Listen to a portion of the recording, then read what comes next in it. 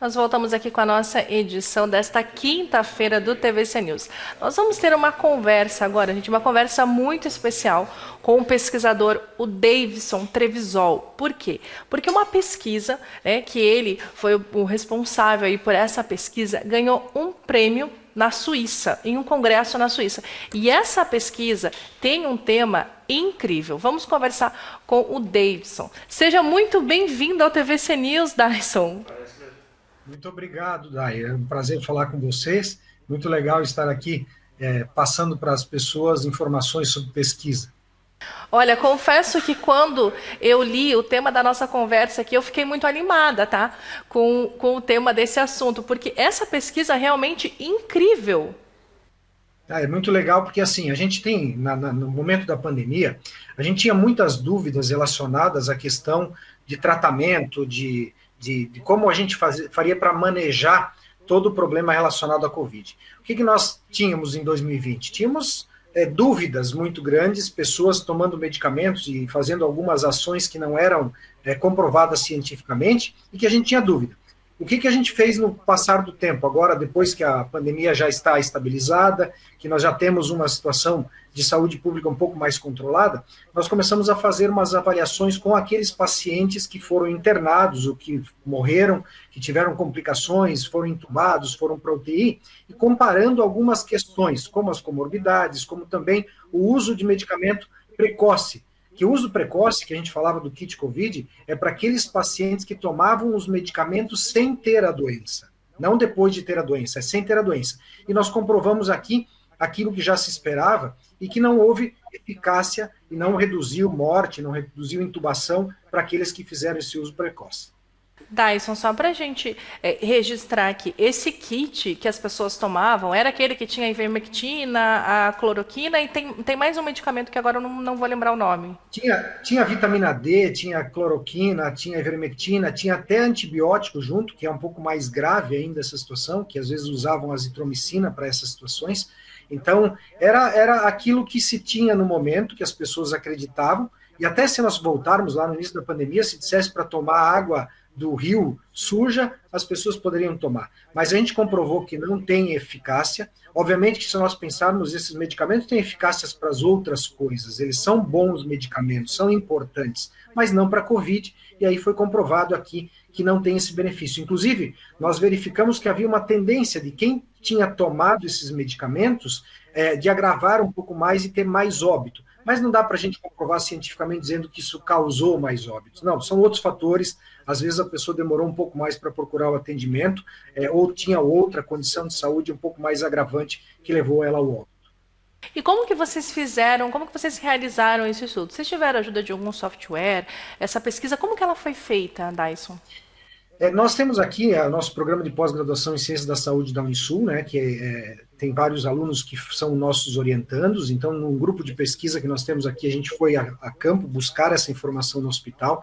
Usamos, obviamente, alguns aplicativos estatísticos, né, programas estatísticos para fazer as análises, para comprovar de forma estatística que não tem relação uma coisa com a outra. Isso foi o nosso papel especificamente nessa pesquisa. E dizer que nós levamos essa pesquisa, mandamos para um congresso internacional em Genebra, foi aprovado para apresentação de forma oral, que é uma coisa que já é um benefício muito grande, porque normalmente eles nos colocam para apresentar em pôster, e apresentei lá e tive essa premiação relacionada ao trabalho como um trabalho significativo para a ciência.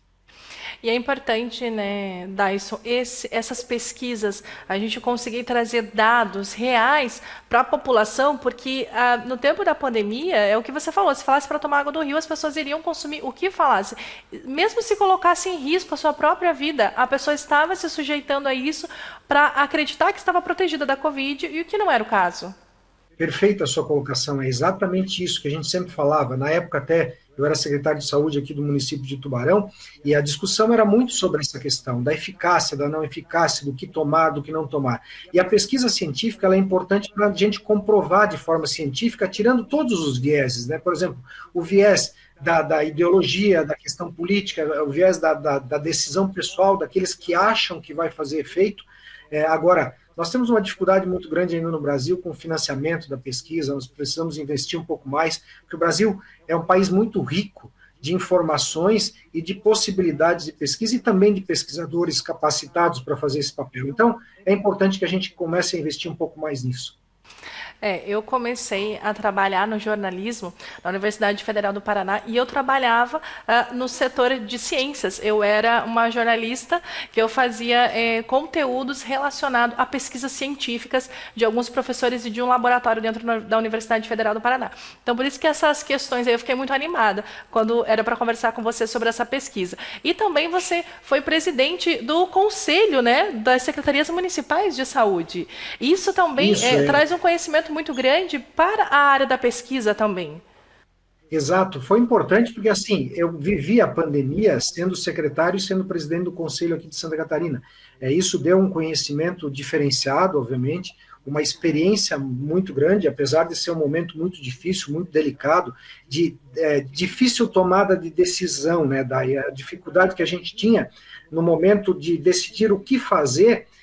E não tendo dados científicos, ainda mais para quem é cientista, é muito mais complicado. Então, que bom que você tem esse pensamento, e é importante que as pessoas entendam isso. A ciência, ela está aqui em prol do cidadão, em prol daquilo que é benéfico ou benefício para o cidadão, e não em prol de outros interesses, né? Nosso pensamento é nesse sentido, então a gente continua lutando firme e forte nesse caminho. Para a gente encerrar a nossa entrevista aqui, eu quero te fazer uma pergunta, talvez você também não saiba me dizer essa resposta, né? Nós estamos tendo aqui no litoral norte de Santa Catarina vários casos de escabiose da sarna humana, né? E há relatos de médicos que estão colocando aí que pode ser que esses casos de sarna estejam acontecendo por causa do uso desenfreado da ivermectina. Você acha que isso pode ser real? Já há alguma pesquisa nesse sentido ou você desconhece essas pesquisas ainda? Não, a gente sabe que tem uma relação, quer dizer, tem uma tendência de relação, a gente tem que avaliar, obviamente, faltam pesquisas para isso, até assim, o uso da ivermectina e da hidroxicloroquina tem trazido, eu trouxe para algumas pessoas, problemas um pouco maiores, problemas hepáticos, né, a gente chama de hepatite medicamentosa em alguns momentos. Com relação a essa situação, a ivermectina é um dos melhores medicamentos para a escabiose. Né? Então, como eu falei, são medicamentos bons, são medicamentos importantes, mas que se você usar de forma desenfreada como antibiótico, daqui a pouco o organismo traz uma resistência para, nesse caso, o parasita ou para a bactéria, que acaba o medicamento não tendo mais efeito especificamente. A gente tem que fugir um pouco da discussão específica disso e buscar informação científica. E aí nós precisamos de estudos que comprovem essa situação, dizendo se realmente tem uma relação ou não com esse caso. Mas normalmente é por falta de higiene ou por alguma condição específica do indivíduo, da pele. Essas questões relacionadas à escabiose são um pouco diferentes. Não deve ter uma relação muito direta com a ivermectina ter sido usada de forma desenfreada. Eu não acredito muito nisso, mas pode ser que a gente tenha uma surpresa no futuro.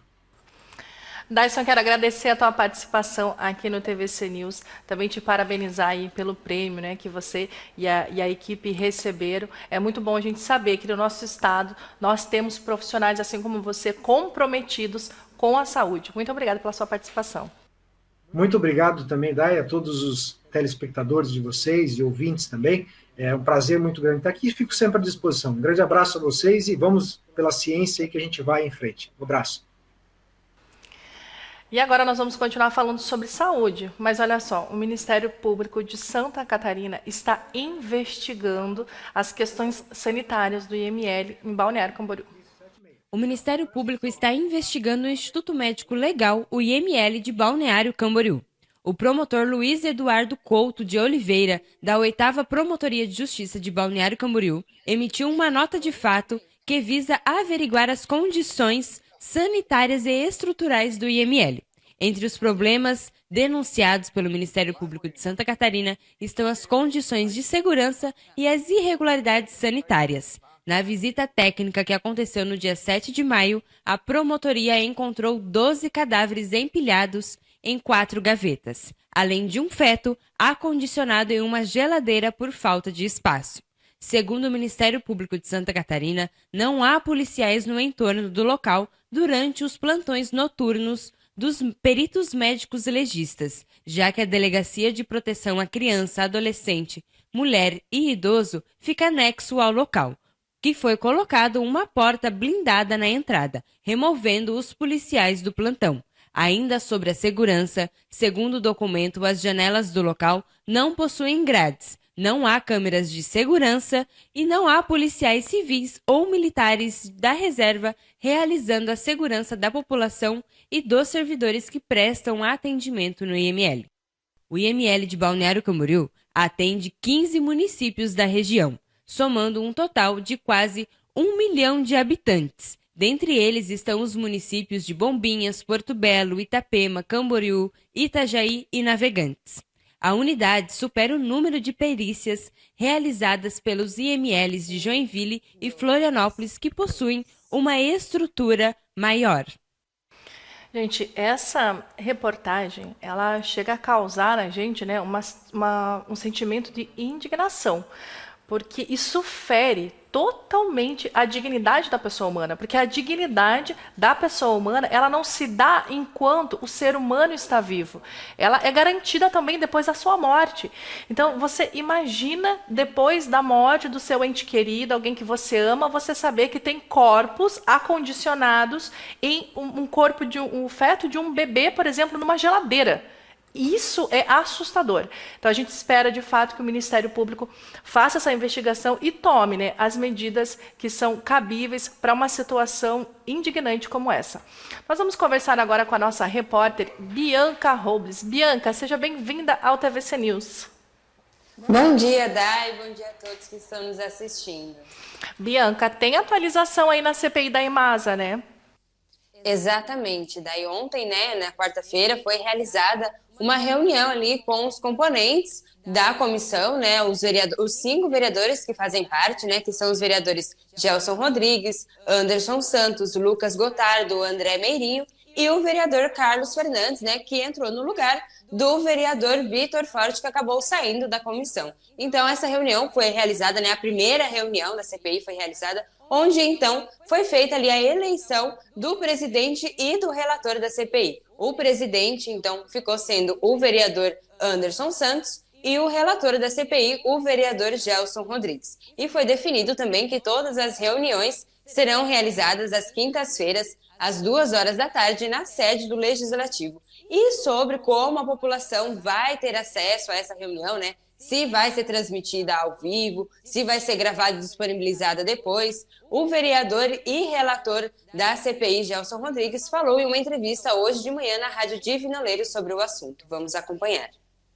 Com relação à transmissão ao vivo, inclusive já na sessão de instalação da CPI, né, eu já pedi que fosse gravada na íntegra a nossa CPI, e também vamos fazer um requerimento ao presidente da Câmara para ver a possibilidade, sim, de passarmos de forma ao vivo, né, a transmissão de todas as reuniões da CPI. Né? Daí é uma questão do presidente ter condições ou não de estar fazendo a transmissão ao vivo. Mas a gravação na íntegra, isso vai ser de certeza, qualquer munícipe, qualquer pessoa que esteja interessada em ver o que aconteceu, é só acessar o site da Câmara, acessar o link, vai ver a gravação da reunião daquele dia. Tá. Mas vamos sim ainda tentar a transmissão de forma ao vivo, sim. Porque eu entendo que não tem porquê, né, nenhum dos atos que a CPI tomar não seja transmitida ao vivo e não seja passado aos munícipes.